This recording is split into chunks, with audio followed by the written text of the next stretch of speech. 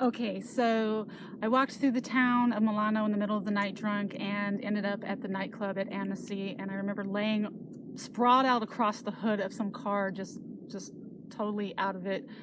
And this Italian guy that I knew saw me there. They were mad that I left the party and wandered off on my own. And he couldn't pronounce the word geek properly. We had taught him that word. That was a word back then that we used a lot. And he was like, "Sarah, you are a sloppy, flaky geek."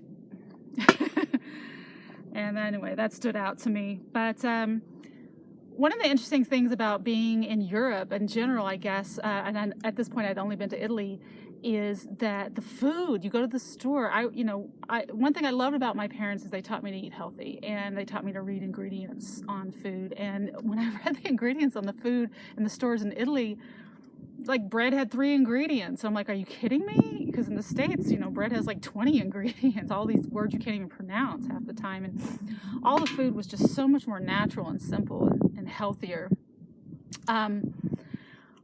Also, like, I ate some stuff there that was pretty unusual, like squid ink on rice, and the pastas were amazing. The gelato was amazing. Their ice cream that they make there.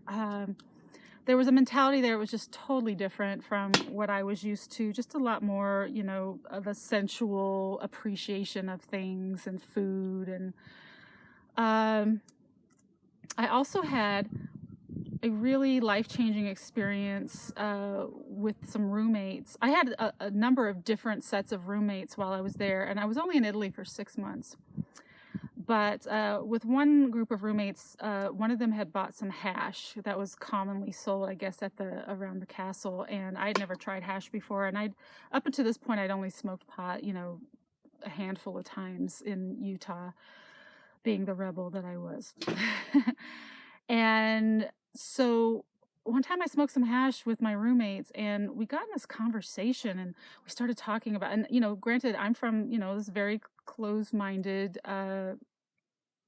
They called themselves Christians. I can't call that behavior Christian that they had at all, but they thought they were.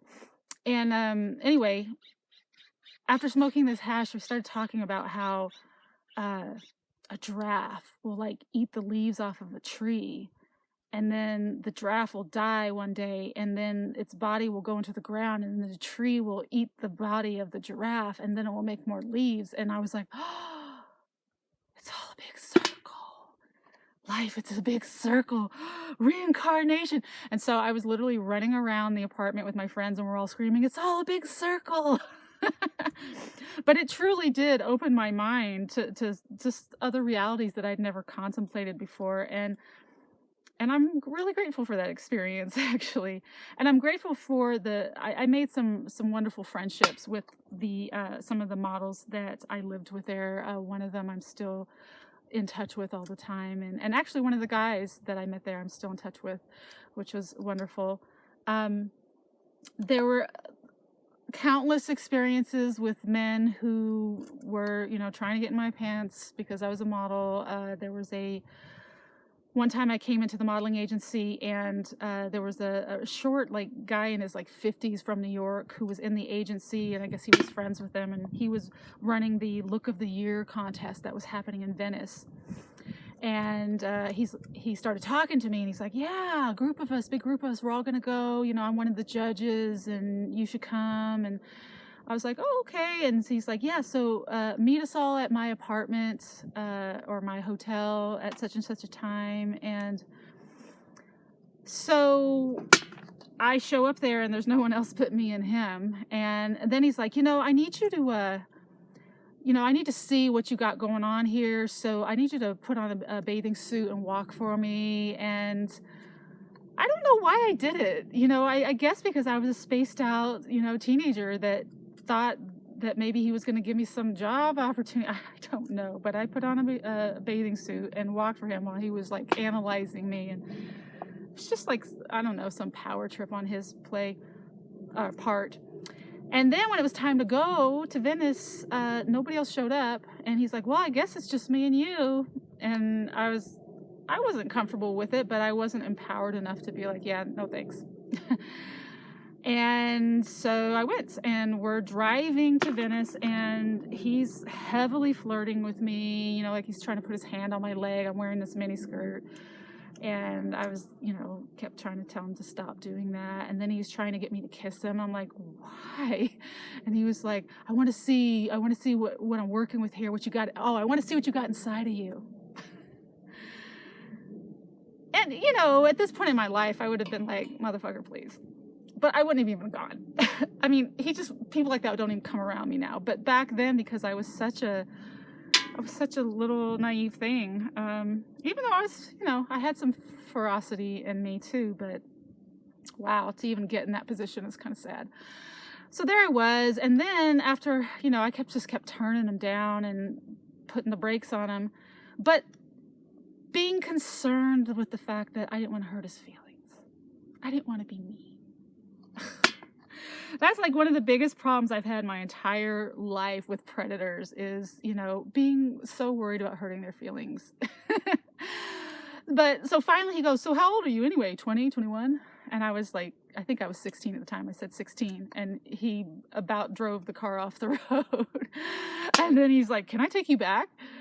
And so I guess I should give him a little credit for wanting to take me back, knowing I was that young. And I was just like, well, why? Because I thought I was just going to watch the Look of the Year contest and be somehow involved in this thing, not because my age mattered. But it was very obvious what he was doing, but, you know, that's where I was at the time. So we ended up going to Venice, and it was embarrassing because people thought I was his little hoe when I was there, and nothing happened. I made it home safe, and luckily I made it home safe. I had something else. Oh, so I wasn't working very much, and it just wasn't, I wasn't the right look for the place, and I was running out of money. And the only reason I was eating was because guys were taking me out to dinner all the time. I mean, like constantly guys were trying to hook up with me and take me to dinner. And, you know, I never had any, like, I was never raped. I had one time when a male model from California, actually, who was like 22, I think, he knew that I hadn't eaten that day because I was fasting. I used to, every once in a while I would fast, and he was trying to get me drunk, and he did, and took me back to his place and was trying to have sex with me. And even though I was drunk, I was capable of saying no and stopping it. And then I told people about it, and people gave him a hard time about it, just trying to take advantage of me. But, you know, I was in that situation kind of constantly. And so then I was sneaking onto the trains and the buses because I didn't have money to ride them anymore. And it got to a point where it was pretty bad, and I was like, I don't know what to do. And I had a little breakdown. I'm like, what am I going to do? I'm not working. I'm not making money.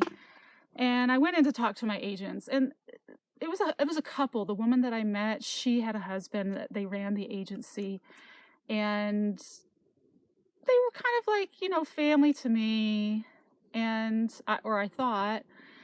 And he said, well, you know what? There was an agency in Paris that really liked you. They came here and they saw your pictures and they really liked you. Maybe you should go there for a while, you know, until you get your portfolio built up more, or your look changes or whatever, you know, once I grow up a little. So he made arrangements with them for me to fly to Paris. They paid for the flight, and they were going to put me up in an apartment with other models. And so I was ready to leave Milan, and my friend Mirko, who was he was a sweetheart. He was a sweetheart Italian guy. Took me to the airport, and I remember before I got on the plane, I asked him, how do you say yes in French? And he said, oui. And I just thought that was hilarious. Oui. Okay. I didn't know a word of French. And I had about $7, the equivalent of $7 to my name, and here I was flying to Paris, hoping to kickstart my modeling career. So stay tuned for the next chapter of Gay Paris.